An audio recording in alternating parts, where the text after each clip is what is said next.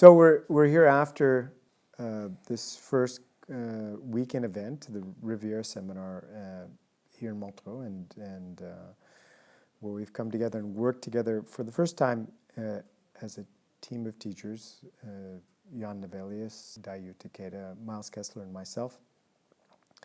And it was an event, I think, which was very powerful and very nourishing, and I want to thank you guys for making this opportunity a reality.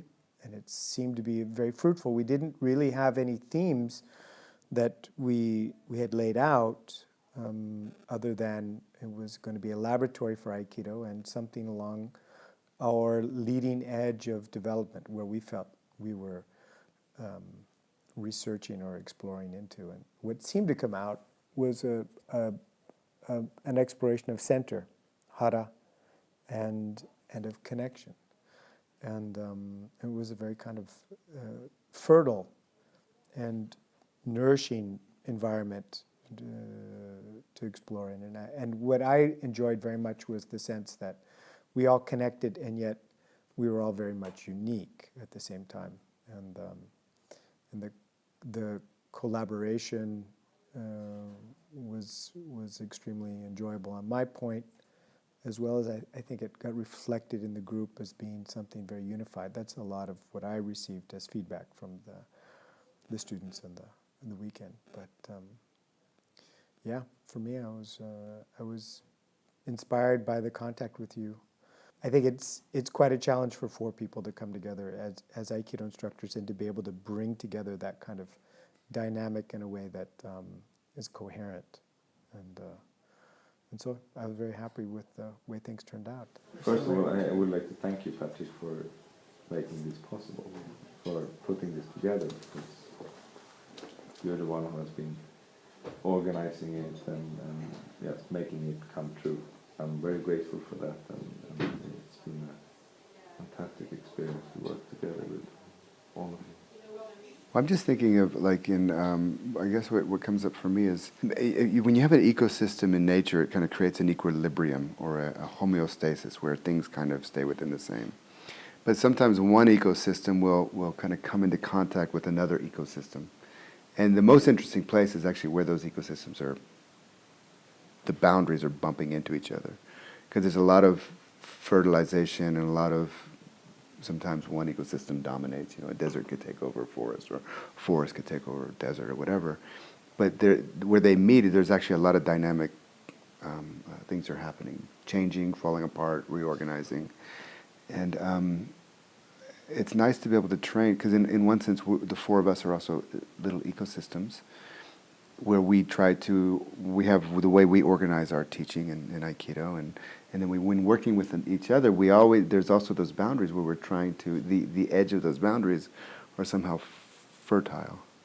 And my experience has always been that something new always comes out of that. I just get, it's rich, and I always gain benefit out of that point where my Aikido stops and your Aikido begins, and we have this kind of coming together, and something new, a deep learning comes out of that.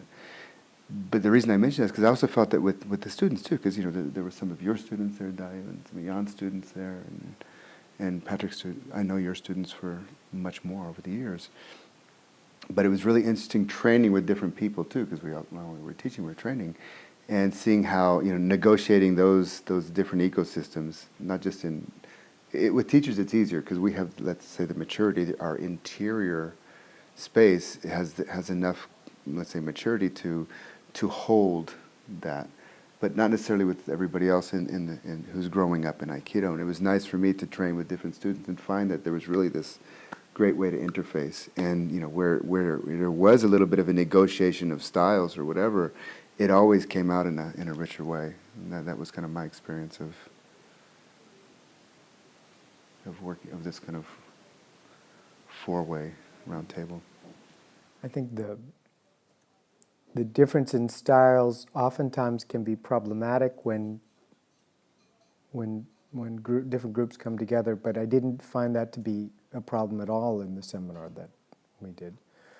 that everybody, despite the stylistic differences, were training in a really open and explorative way, and in a way which they were emphasizing more of the common ground that they shared rather than the differences that they felt, and that I thought was really nice and very important.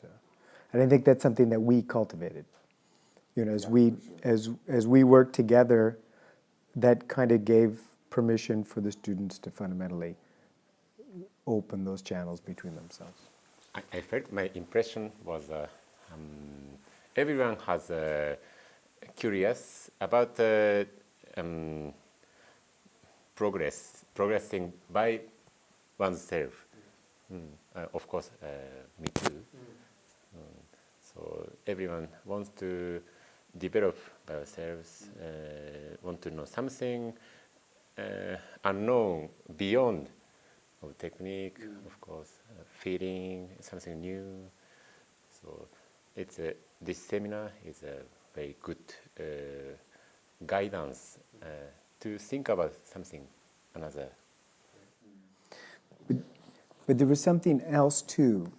There was the sense that everybody wanted that for themselves, but I think everybody also wanted that for everybody else too, right? They wanted to support everybody else's process too, which I think is very interesting.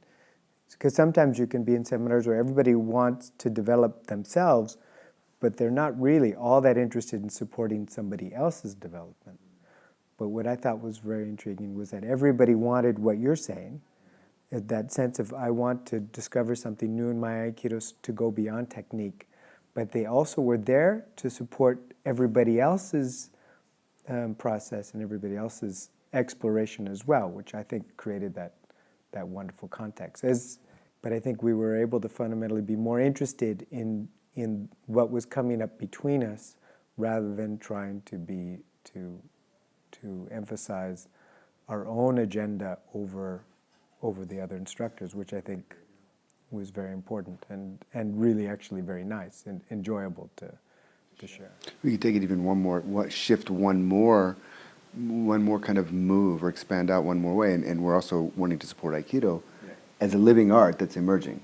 Because I mean, and you can only support the art that's emerging is if you support yourself, but then we actually start to support each other, and then the art kind of comes out and it emerges in a new way, and it's like a birthing, but it only happens if we give space to it in a way, through that kind of mutual support.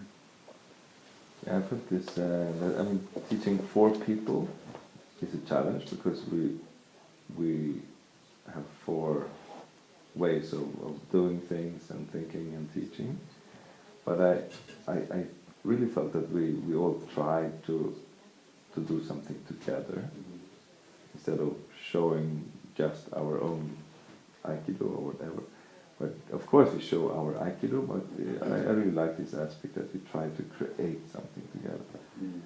And when you create something together, you create something bigger than yourself. Which is I think, if Aikido is going to survive, Aikido will be bigger than us.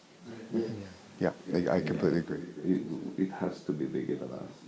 Otherwise it will die with us or with whoever. Yeah, and then reducing Aikido to your style, or to your teaching, or to your organization even. In a way, it kind of goes against the nature of the art. In a way, the art is like you say, if the principles aren't universal, then they're not really principles. And if Aikido is not if it's not grounded in something that's universal, but rather personal, it could even be just a style or it could be a huge organization. But if it's an organization that has a name and title and boundaries around it, it's limited. And I agree. I don't think it will survive forever. Like the Roman Empire, it'll rise, it'll fall. And the interesting thing is, if it's organized around universal principles, even if the training falls, the principles don't go anywhere. They're still there. Aikido's always happening. Well, Jan, you had mentioned sometime during the weekend about how important it is to recognize that no teacher contains the totality of Aikido. It's not possible. Exactly. This is my experience or view, that Aikido is is like life. It's, in my opinion, not possible for one person, maybe Sensei, but he's not here with us physically. But it's not possible for one person to explain Aikido. We are many people explaining Aikido. We are many people researching Aikido, and so it's, for me, it's not really possible for one person to say this is Aikido. That would be like one person saying this is love. Or this is love, or this is life, and it will not work, because life and love and Aikido is bigger than one person. Exactly. In my opinion. Yeah. And I think that's actually a strength. And what's intriguing is that each person's perspective, if it's true and holistic and integral, has a perspective which is without limit. It goes on forever, but yet at the same time, it's not complete. Its expression will be limited according to that individual. And so it's framed by the person's interpretation, their experience, their culture, which is actually it's a strength. It's not a weakness when it can be embraced. And I think that's what's very intriguing is the fact that we have all trained in very traditional formats, spending years with teachers that have studied directly with Sensei. And yet at the same time, we are not just repeating the forms that we have learned. We are exploring the relationship that occurs in Aikido. And that's a universe that has no limitation. But even in the forms, there's no limitation. It's really staggering how much territory there is to continue to explore, and it just continues to grow. It doesn't get smaller as we practice. It continues to expand as we practice, and that's one thing I think if I could communicate to people new entering into Aikido, that this thing actually gets bigger, and it's not a bad thing. It's not like a loss of. It's just a sense of actually being home in a universe, in an ocean of Aikido, and just not trying to gather it all, but actually just being comfortable exploring it, being able to be at ease with the newness of it, with the unknown nature of it, and comfortable in our own ability to recognize that. And that's what I felt we were all expressing.